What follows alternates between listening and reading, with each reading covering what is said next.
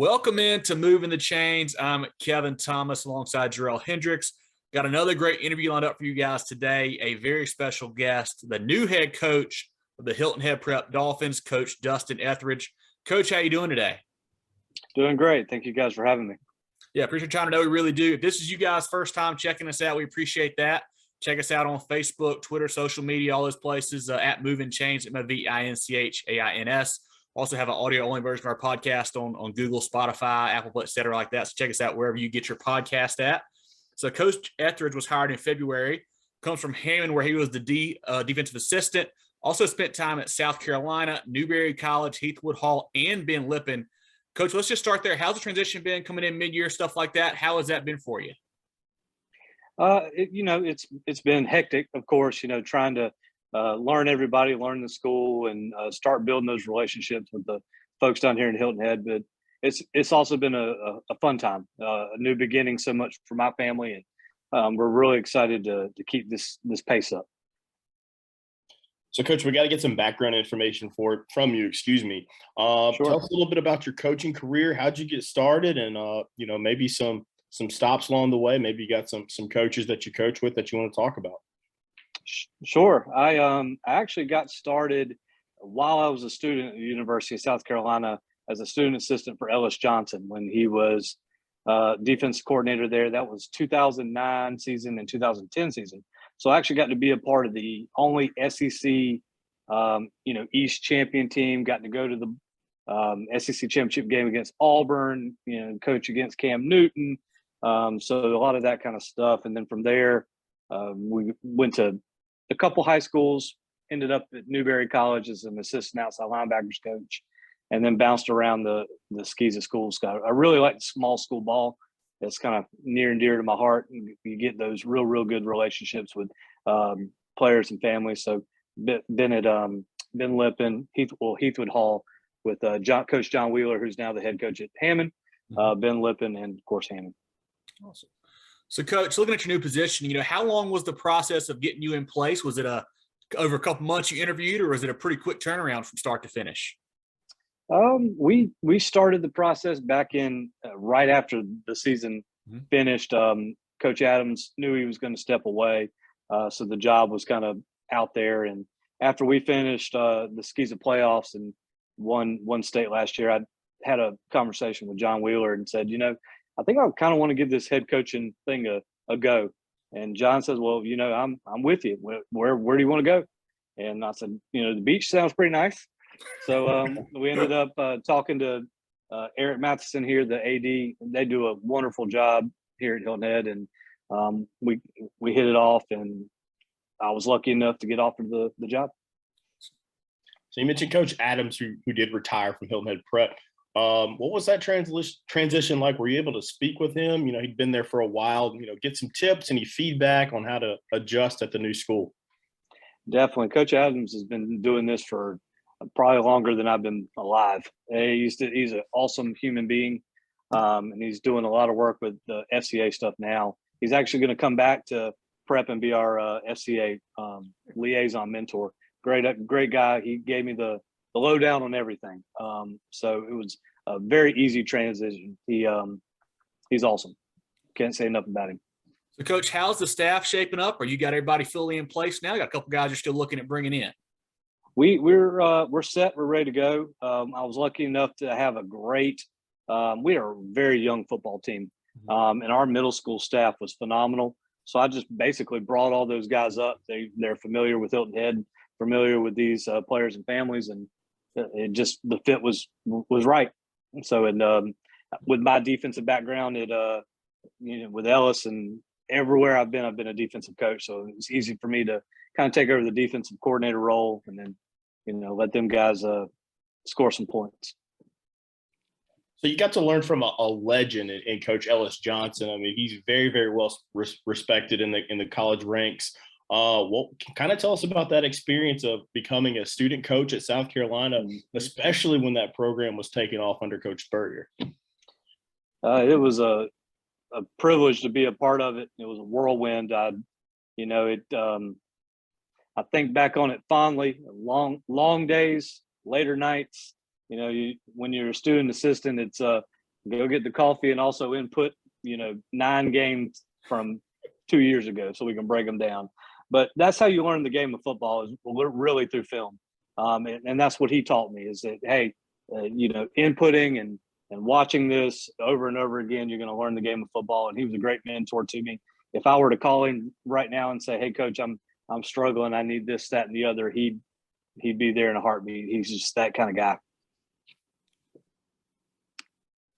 So, Coach, for people who haven't seen you guys play or maybe aren't familiar with your style, what kind of schemes and style do you like to run on offense and defense? And I assume you're going to be calling plays for defense. It should be the DC this year, correct? Definitely. So if you've watched Hammond play, you're going to know our defense very well. Like I said, learning from Ellis, we've talked, what defense we'd love to run and this, that, and the other. At Carolina, it was a 4-2-5. And we look back on those days talking. Sometimes he's like, man, we wish we run a 50, slanting 50, like what Walford runs, that sort of thing. And it fits our style a little bit better. So we're going to do that here. And on offense, we're going to, I don't want to say it's Coastal Carolina, but it's more that, 2-back set, tight end, a little bit of misdirection, that sort of thing. We're not going to be, 100% spread, but we're also not going to be, I formation either. We're going to try to mix it up. As far as the defense is concerned, are you going to call plays for defense, or are you going to have somebody on the staff that's going to handle the game planning and all that? For now, I'm going to call the plays and take care of the game planning. I'm hoping that I can mentor somebody eventually to take over those duties. But with this short turnaround, and I'm just going to do it for now. I'm comfortable with it. I've done it pretty much everywhere I've been. Cool. So, Coach, what kind of team do you guys have coming back? Any special guys that we should be on the lookout for? Lonzo Daly was a 1,000-yard rusher last year. He's coming back for his senior year, getting some looks. I'm looking for a big season from him. He's going to be featured on offense, but I'm telling you, he's a heck of an outside linebacker. So we'll see what we get from him. Like I said, I think we have 5 total seniors, so really, really young team. And we're very excited, though, to groom them and bring them along in our scheme and in our culture. Yeah, so that's kind of a question off of that. Like, with it being a young team and you being a new coach, is it hard to get them to buy in, or is it a little bit easier, with them, only having 5 seniors and having a large group that you're going to be able to have, even next season? Yeah, the buy-in has been very, very good over the summer. We've been working out all summer and spring. We've had some of the highest numbers they've had in a couple of years, anecdotally what they've told me. And it's a good thing, because I can coach my style. They can, learn me. They can learn what I expect out of them. And, we're, like I said, a slanting 3-4, swarming to the ball, get there angry type of team. And that's not a lot of, I'm not going to say that's not what every team does. They, they want an aggressive defense, but we really, really push it. So they're learning with me. I'm learning them, they're learning me. So it's actually a very good thing, I think so. And in a couple of years, hopefully the returns are in a state championship. So, speaking of kind of the summer, have you guys done many 7-on-7s, and how has that been? And also, do you have a jamboree lined up, or kind of a scrimmage lined up here for August? We actually have our first 7-on-7 tomorrow. Mm-hmm. We're going to ride up to Walterboro and play Carlton Prep, and then in a couple weeks we're going to scrimmage, Estill, mm-hmm. And a couple other teams. I don't know, I think it's a jamboree, but there's a few teams involved. And then Bethesda is going to be right around the corner. So we're excited and ready to put those pads on. So for me, I'm come from the high school league, and a lot of our listeners are more of the high school league. When it comes to SCSA, obviously the student populations are a lot smaller. Can you kind of tell the listeners, like, how many guys do you have, suited up for the varsity squad, and how many guys are going both ways? What are your total numbers going into the season? That's a good question. So depending on your level of SCSA, if you're up in the 4As where Hammond, the Ben Lippin, the Heathwoods of the world, you might have a guy or two that goes both ways, but for the most part, you've got your offense and defense set. Where we are in the 3A level, it's probably 4 or 5 guys going both ways. About 30 to 35 on the squad. So it's Ironman football. They do everything. But there's also an advantage to that. You never get to come off the field. And if any of your listeners have played the game, the worst thing is sitting over there on the sidelines. So that's what I always tell them. You're always going to be a part of the game in some way, shape, or form. And piggybacking off of that question, how vital is it, for your strength and conditioning program and, your summer workouts to get these guys ready? Because, and that's not even accounting, injuries, we want everybody to stay healthy, but that's part of the game. How vital is that strength program and off-season workout program? It's huge. With my transition, our OC, Ray Jones, has really spearheaded that and has done a great job, especially, installing his stuff as we go.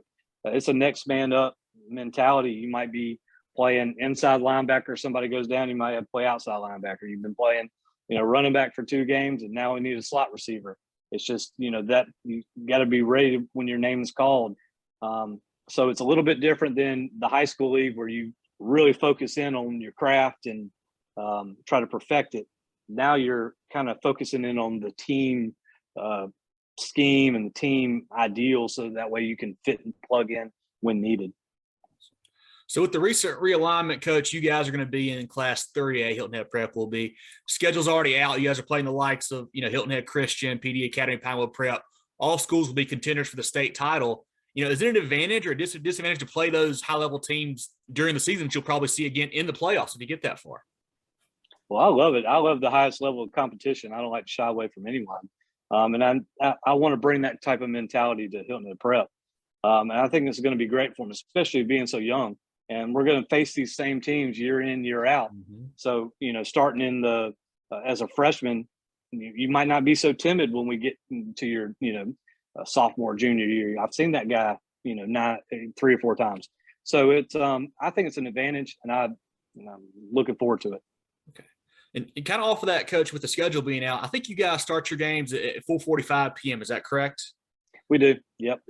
Is that, do you see it, or do you foresee a big effect on you guys' team, or maybe even the visiting team more? Or how do you kind of work around that new start time there? Yeah, it's different. When I was going through the interview process and they told me we were going to play at 4:25, I was like, what? Or is this Sunday? Yeah.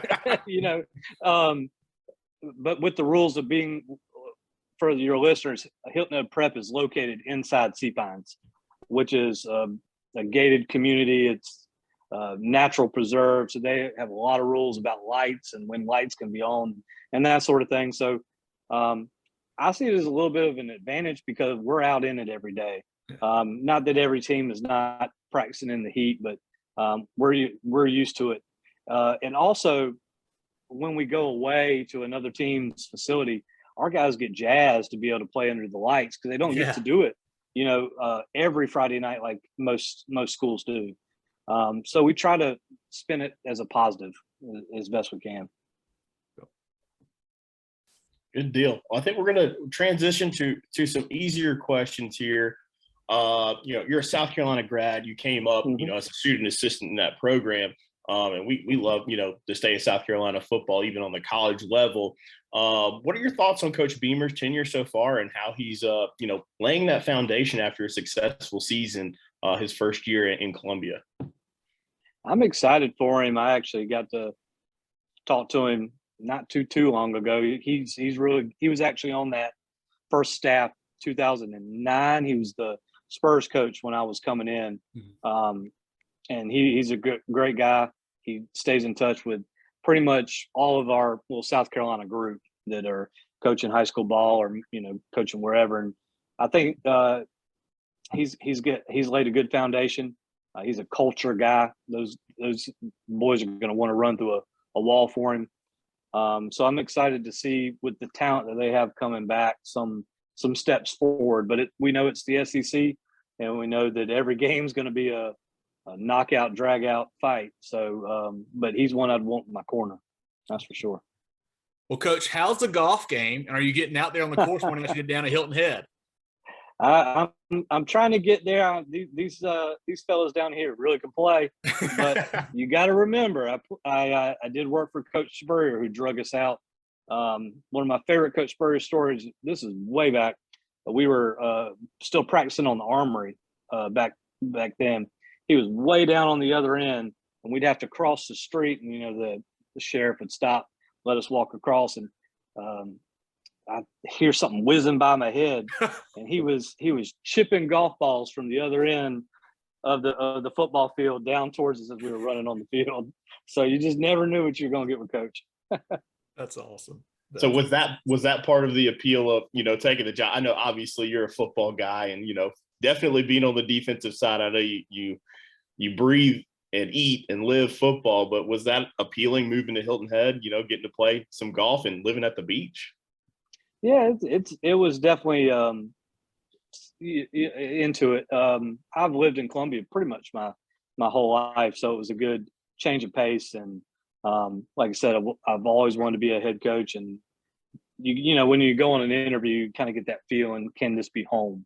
And I felt like it could. So it definitely was appealing, but it's the people that I've met so far that have really make it feel like home. But I'm definitely going to get out there as much as I can.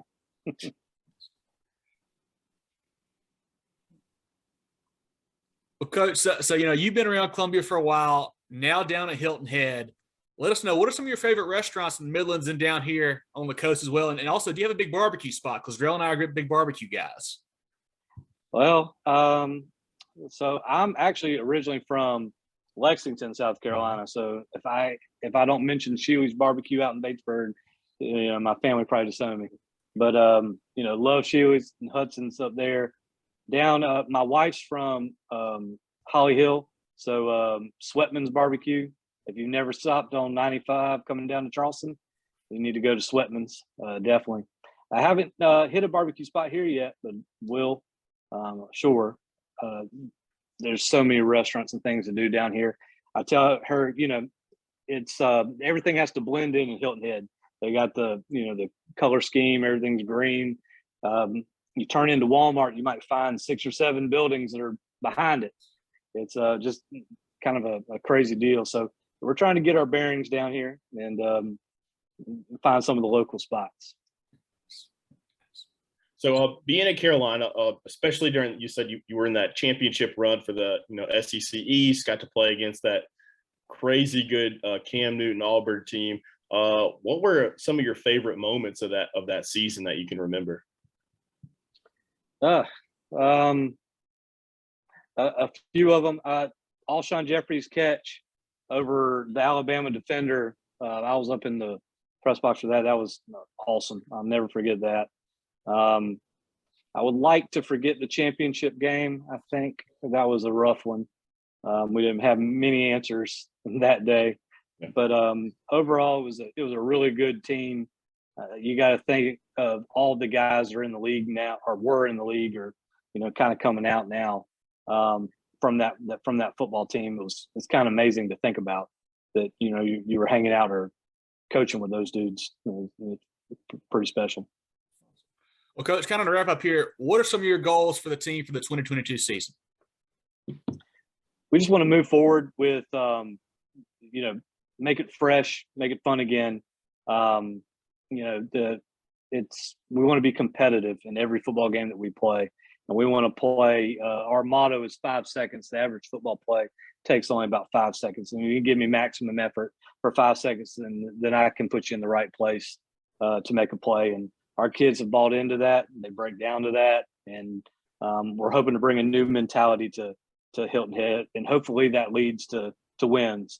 We're all competitive. We all want to win everything, but it's about the kids. It's about them having a great experience and taking these experiences on with them, and so that's really, really my goal. Awesome. Well, this has been great. Definitely want all of our listeners and viewers to check out Coach Etheridge and the Hilton Head Prep program on social media. Follow them on Twitter and Facebook, etc. Also check us out, like I mentioned earlier, Instagram, Facebook, Twitter at Movin Chains, MovinChains. Also on Apple Podcasts, Google Podcasts, Spotify, etc. like that. That's the only questions I got. Joe, you have anything left for Coach Etheridge here? Oh no, I don't have any more questions. I mean, it's really awesome. We got another branch off the Coach Curtis tree. We were able to speak with him at Dorman, so it's great to catch up with you. I'm self-admittedly, I don't know much about schsfb, but much like South Carolina, I want to make sure you guys get as much exposure as possible. And I'm not a good golfer, but I'd love to catch maybe get some seafood, catch 9 holes and then go watch some football. I feel like I can do that, especially with you guys kicking off at 4:45. But we just wish you continued success and hope you guys have a great season. Sure. Thanks so much. Let me know when you're down here. For sure. Thanks, Coach. Look forward to talking to you soon. Have a good day. Appreciate you.